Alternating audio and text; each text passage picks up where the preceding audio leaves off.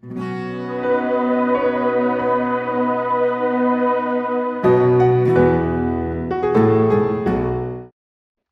we have the next question from this mic? My name is Tina. I'm a pharmacy student and I'm a Hindu. Dr. Zakir, I just want to ask, you're from India. I'm not so sure whether you're familiar with this practice among Indians, regarding this leaf that you go and consult someone. And if you manage to find your leaf based on thumbprint and other things like that, your whole life, your name, parents' name, past, future, what's going to happen is all written in that leaf. I don't know whether this is a practice of Hinduism or is something made by the temples or people. And if so, if everything is already written, how is it comparing Hinduism or maybe this practice with Islam, fate and free will? Thank you.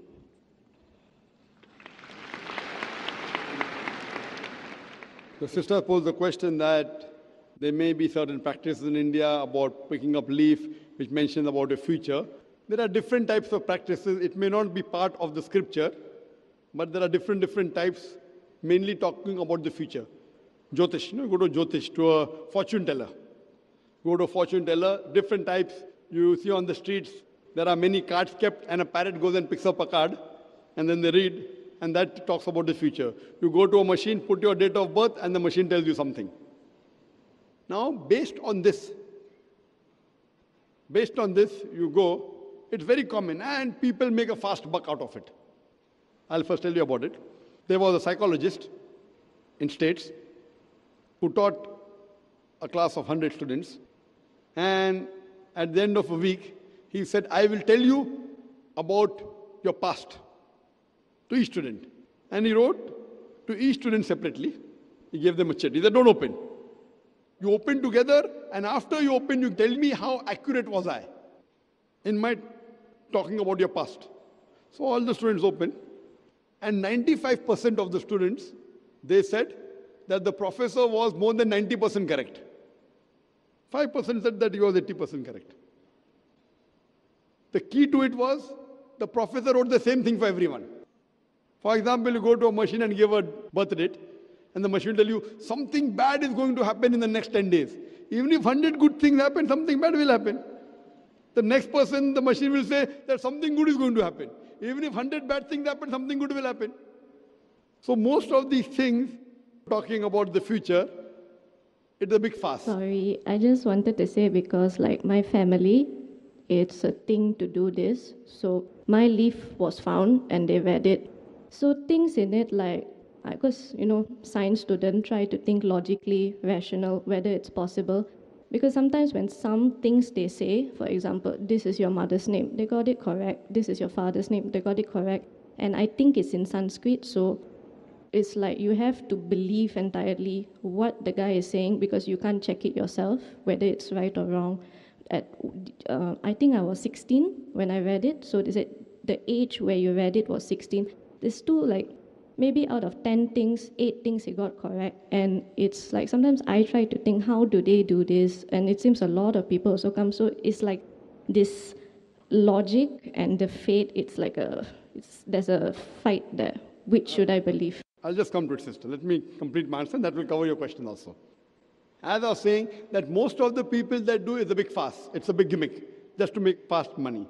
What Quran says, which I mentioned in my talk, Surah Ma'idah, chapter 5, verse number 90, Ya alladhina amanu, O you believe in namal khamru or maisuru, most certainly intoxicating and gambling. Wal ansabu wal azlamu, dedication of stone, divination of arrows, rishtu min amali shaitan. These are Satan's handiwork. Fashtanibu lakum tuflihun. Abstain from the handiwork that you may prosper. Here Quran says alcohol, gambling, fortune telling, and dedication of stone. Fortune telling is same.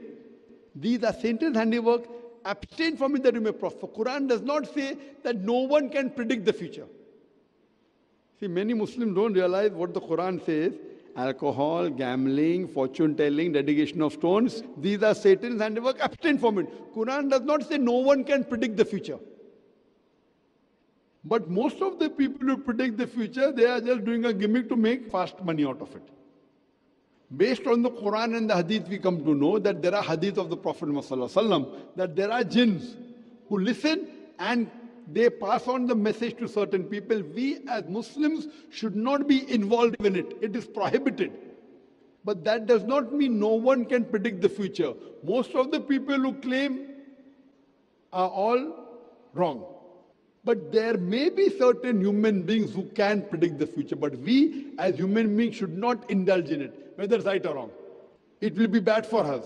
So based on this, the Quran says you should not indulge in it. Quran does not say you cannot. There are many people who talk about palm reading.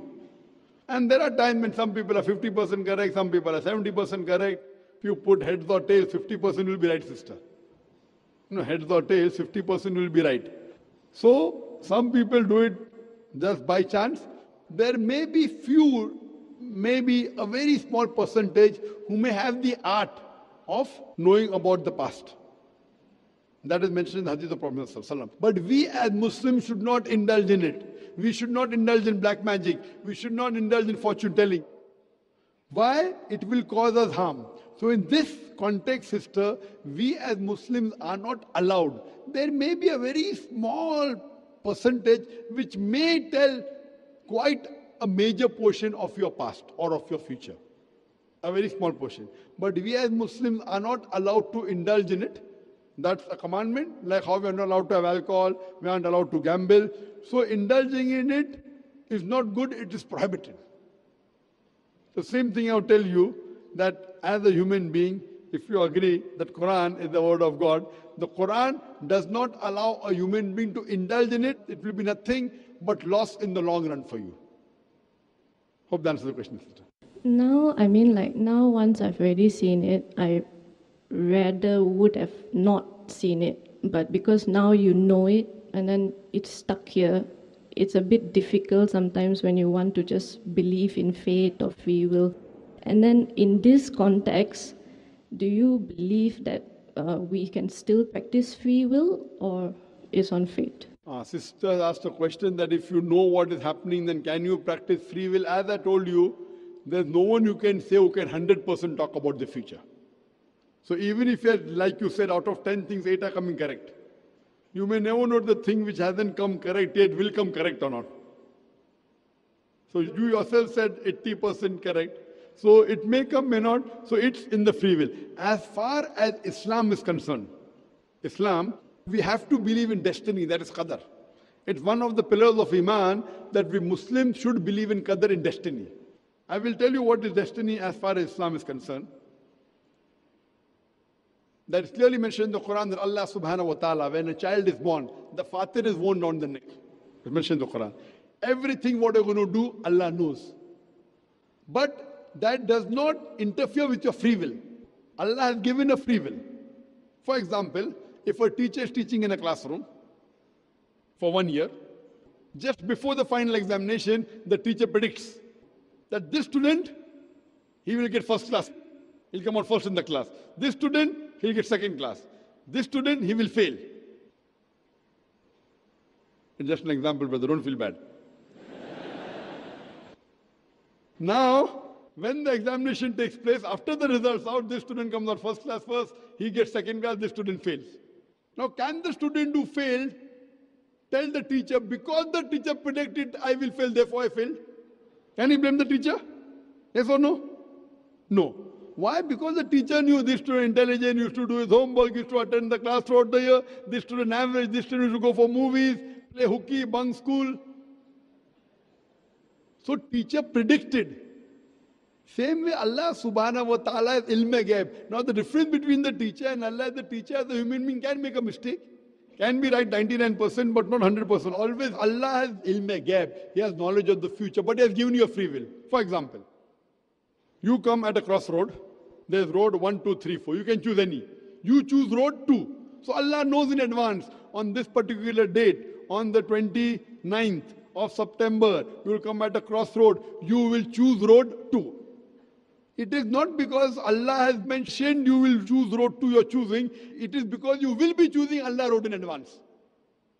For example, after you pass standard 12th, your A levels, you can either become a doctor or engineer. You choose to become a doctor. So Allah knows in advance that after you pass your A levels, you will choose to become a doctor. Choice is yours. Not because Allah has written you have become a doctor, because you have chosen, Allah wrote in advance. Now once you have come at a crossroad, 1, 2, 3, 4, you have taken road 2, you come at another crossroad, A, B, C, D, E. You choose road D. Allah knows in advance that when you come at the next crossroad, you will choose road D. So it is because you will be choosing Allah road. Otherwise people will say, it's mentioned my taqdeer, I will commit murder, I committed murder, who's to blame? Allah is to blame, not me. If it's mentioned my destiny, I'm going to rob, I robbed, who's to blame? Allah is to blame. Allah gave you the option that after you finish your college, you can either rob or earn by doing hard work.